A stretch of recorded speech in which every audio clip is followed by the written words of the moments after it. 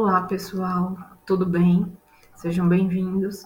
Nessa videoaula da unidade 4 falaremos um pouco de cada um dos documentos que podemos produzir e que devemos produzir, principalmente no caso do projeto e da monografia, durante o nosso curso de graduação. Então vamos lá. Antes de tudo, eu queria falar que tem alguns elementos, tanto do projeto, quanto da monografia, quanto do artigo científico, que são comuns. Então, vai ficar acabando um pouco repetitivo, porque são elementos que são comuns. Mas eu quero que vocês se detenham naquilo que também é específico de cada documento, porque é muito importante para vocês compreenderem o objetivo de cada um deles. Com relação ao projeto, o projeto é uma proposta de pesquisa. Você vai propor uma pesquisa. E aí, na elaboração desse projeto, o exercício de você, enquanto pesquisador, é prever como executar esse projeto, como você vai fazer. Então, vamos lá apresentar os principais elementos. O primeiro deles é a capa, o tema com a temática, a delimitação do tema, o objetivo geral e específico. O objetivo geral vai falar de um aspecto mais global do que você quer investigar. E os objetivos específicos são os objetivos mais concretos para você poder alcançar o objetivo geral. Então, eu trago aqui um exemplo bem claro de uma monografia defendida em 2019, de uma colega do meu grupo de pesquisa, para vocês perceberem a diferença.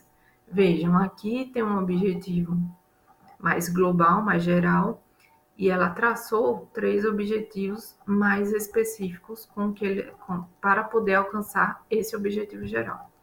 Além disso, é importante no projeto de pesquisa conter a justificativa, que é a relevância, o porquê, as razões de você estar realizando essa pesquisa, o seu problema, que vai trazer a lacuna de pesquisa, e isso pode estar a partir de uma questão, a questão problema ou várias questões. É importante também já trazer e indicar as hipóteses e as variáveis. E aqui, como vocês podem perceber, eu trago o problema ou a questão de pesquisa do mesmo exemplo do objetivo geral e do objetivo específico.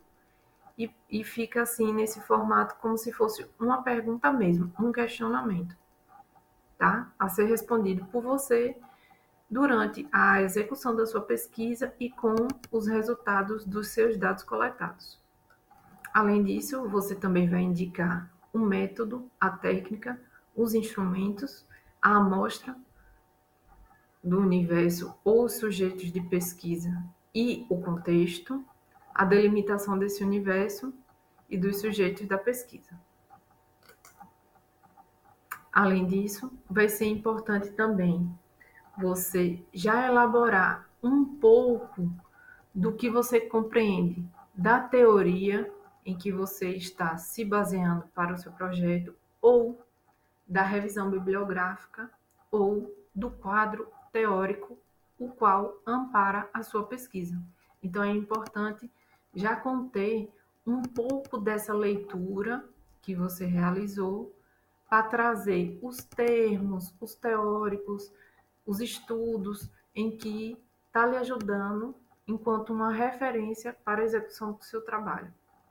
Além disso, é importante também trazer os termos e os conceitos, e aí percebam que eu trouxe um exemplo do termo cultura, que ele pode ter vários significados. Pode ter um significado literário, de conjunto de materiais, e também um cultivo de bactérias. Então, assim, quando a gente indica um conceito, um termo, é importante localizar para o leitor ou para quem vai ler o seu trabalho quais são os referenciais teóricos e os sentidos que você está utilizando sobre aquele termo. Além disso, no projeto, você também precisa trazer o cronograma. Então, o projeto é basicamente isso. O projeto se encerra aí, na proposta. E aí temos também no projeto as referências bibliográficas, que aí você pode trazer dados do IBGE, livros, resoluções, se tiver alguma lei que você vai usar. Precisa também estar nas normas da ABNT, ou seja, no padrão estético de uma literatura científica. Então é importante também que o projeto já contenha essa formatação preconizada pela ABNT. Na monografia, você vai apresentar o seu trabalho, a sua execução, os seus resultados, a sua discussão e as suas considerações. Tá, professora, mas quais são as partes que contém na monografia? Primeiro, a gente tem a parte externa, que vai ser capa e lombada. Percebam que tem alguns itens que são obrigatórios e outros que são opcionais. Daí, eu sugiro que você consulte o manual de elaboração do TCC do IFMA, porque lá vai conter as orientações do que é que vai precisar ou não, no sentido de contemplar, né, aqueles aspectos que são obrigatórios. Aí teremos na parte interna os elementos pré-textuais, que é folha de rosto, errata, folha de apresentação, que você só obtém isso depois da aprovação da sua banca, a dedicatória, agradecimento, resumo, abstract ou resumo em língua estrangeira, lista de ilustrações, caso você utilize imagens da sua pesquisa, tabelas, lista de abreviaturas, siglas, símbolos e o sumário. Na parte interna ainda, vamos ter os elementos textuais, que é basicamente introdução, desenvolvimento e conclusão. Nessa parte aqui da introdução, você vai apresentar um pouco do seu tema, da delimitação, do problema, o objetivo geral e os específicos. No desenvolvimento, você vai falar basicamente da metodologia. Qual foi o método que você escolheu, a técnica, os instrumentos de coleta de dados, como você analisou esses dados, como você organizou, como você discutiu esses dados e realizou a análise desses dados. E, nesse ponto aqui, claro, as considerações do seu trabalho. Na parte pós-textual, nos elementos pós-textual, vamos ter as referências, o glossário, apêndice. Pronto, se você realizou uma pesquisa com alunos, professores e precisou obter a permissão deles para poder coletar os dados, o termo de consentimento livre e esclarecido que discutimos na aula da unidade 2 vai entrar aqui. Vai entrar como apêndice, por exemplo. Se você usou um documento, uma revista, um recorte de uma notícia, de uma revista, um documento de algum outro site, você pode colocar aqui como um anexo. Então, essa parte aqui, pessoal, vai depender do tipo de elemento que você utilizou na sua monografia.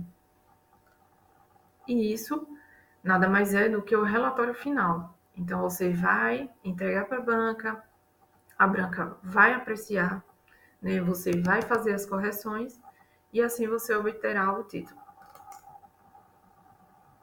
Nos artigos científicos, veja que tem alguns elementos parecidos, mas só que ele é mais reduzido, é mais enxuto. E como é que você pode fazer isso, né? Assim que você apresentar, ser aprovado na sua banca de monografia, você pode pegar os seus dados, né, enxugar um pouco mais o trabalho da monografia e botar no formato de um artigo científico, que basicamente vai ter o título do trabalho, português e inglês, nomes do autor principal e dos coautores, no caso, você e sua orientadora, resume palavras-chave ou, ou não. E abstract e keywords precisa também, no caso, é como se fosse o resumo em inglês e as palavras-chave em inglês. e isso dá uma amplitude maior para que outras pessoas acessem o seu trabalho. A introdução, e aí nessa introdução você vai apresentar o tema, estudos mais recentes, possíveis lacunas, o problema ou a questão de pesquisa, objetivo geral e específico. Nesse artigo científico, a depender da revista científica, ele pode ter o item do referencial teórico ou do quadro teórico. Caso não tenha esse item, isso vai depender da revista, viu, pessoal? Do periódico. Caso não tenha, esse referencial ou quadro teórico pode estar na própria introdução. Depois disso, vai ter a metodologia ou os procedimentos metodológicos, que aí você vai precisar dizer o método adotado, os aspectos éticos da pesquisa. Gente, quando a gente vai submeter artigo científico, os avaliadores exigem esses aspectos éticos, né? Tipo, o número do comitê de ensino e pesquisa que aprovou o seu projeto, quais foram os termos. Então, tudo isso você precisa indicar no artigo científico. O contexto, onde foi realizado, a amostragem e sujeito da pesquisa, técnicas, instrumentos, como foram registrados os dados, foi por gravador de áudio, foi por filmagem, foi por anotação do diário de campo, e também apresentar aqui como será feito o passo a passo ou como foi feito o passo a passo para analisar os dados. Daí você vai trazer esse resultado e as discussões, e aí eu retomo aqui, que é lembrando, você vai traçar um diálogo entre os dados, literatura e a sua interpretação sobre esses dados. Você vai apresentar ele de forma organizada e discutir, né, esses dados. E após isso, vai realizar as considerações finais, agradecimentos, caso você seja bolsista, PIBIC, PIBID, e as referências. Para todos esses trabalhos, seja projeto, monografia, artigo, é necessário que sigam as normas da ABNT. Então, para cada um deles, a ABNT vai ter uma orientação. E vocês podem estar consultando isso ou na internet mesmo, ou através do manual de elaboração de trabalhos científicos, monografia e projeto de pesquisa da sua instituição. Então, essa escrita precisa estar organizada, clara e nesse formato, certo? Então, gente, a quarta unidade é basicamente isso, trazer um pouco desses elementos do que são comuns e as especificidades, tanto do projeto de pesquisa, monografia e artigo científico, tá bom? Espero que vocês tenham gostado. Até mais!